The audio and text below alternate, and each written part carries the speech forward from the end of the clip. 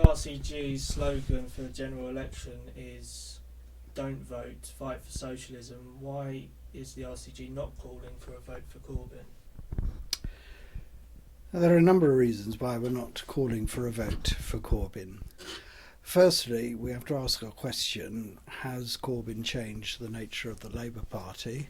Is he someone who is going to fight for the interests of the mass of the working class? And what we've seen over the last 18 months since his election as the leader of the Labour Party is a continuous process of concessions to what we might call the right wing of the Labour Party, whether inside or outside of Parliament. And there are numerous examples of that. There is him allowing a free vote in Parliament on the bombing of Syria, the free vote on Trident when he himself said he was opposed to it, a series of concessions in relation to Israel, the Zionist state, where he has now lauded the example of the Zionist state, having previously adopted a position of support for the Palestinian people.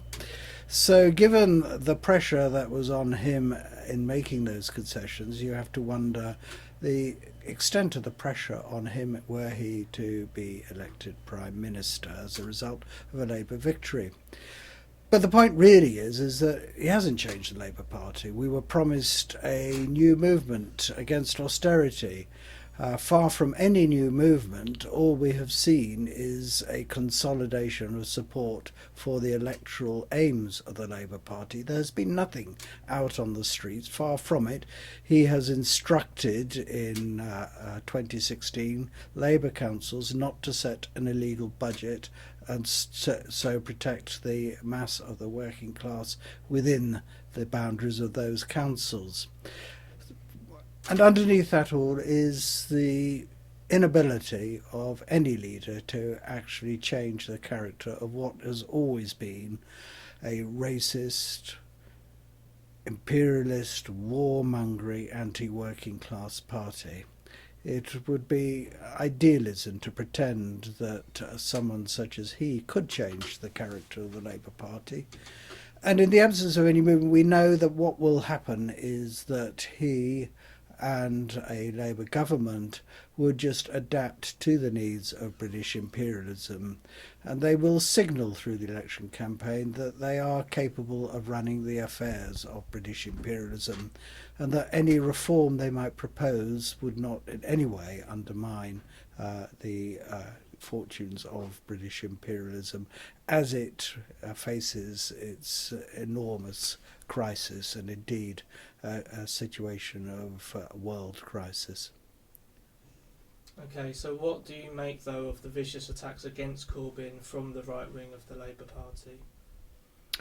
Well, the right wing of the Labour Party, it's, this is the dominant trend within the Labour Party. It's as if there's a right wing, a centre and a left wing. 80 to 90% of Labour MPs are opposed to Corbyn. They were always pro-austerity. They are pro-welfare cuts. They are pro the interests of the City of London. They are pro-war in the Middle East. They are pro-Trident. They are pro-nuclear weapons. They are against Russia in the most chauvinist and imperialist manner imaginable. These are people who have been bought completely by British imperialism, and their fear is that Corbyn as leader will upset their gravy train, which allows them all the political privileges which come as members of the Great Westminster Club. So their concern are with the electoral fortunes of the Labour Party and the electoral fortunes of them as individuals.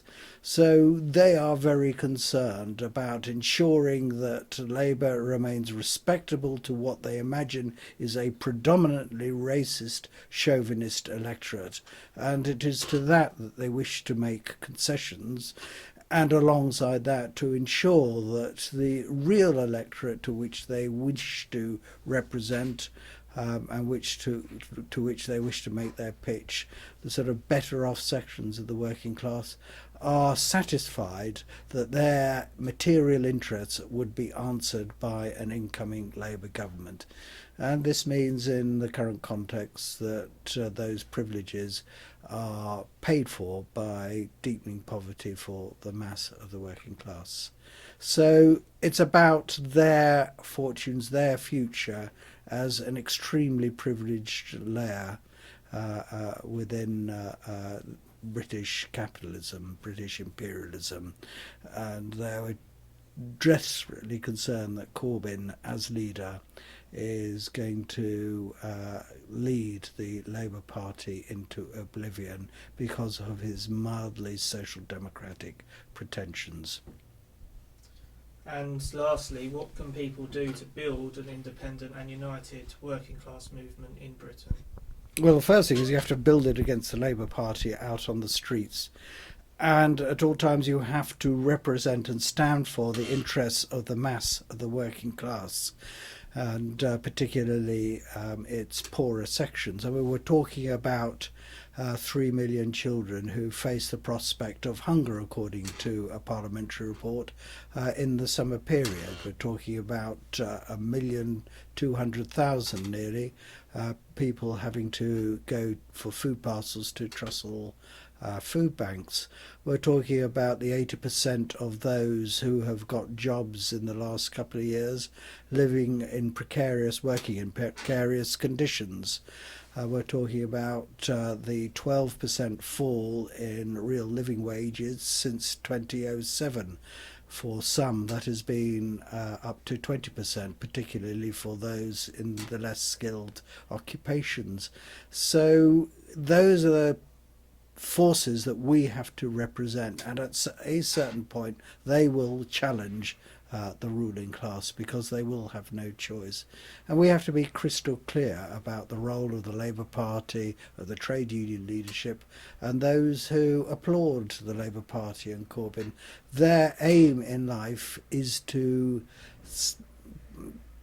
place themselves at the head of any new movement in order to behead it, to drag it back into the political framework inhabited by the Labour Party.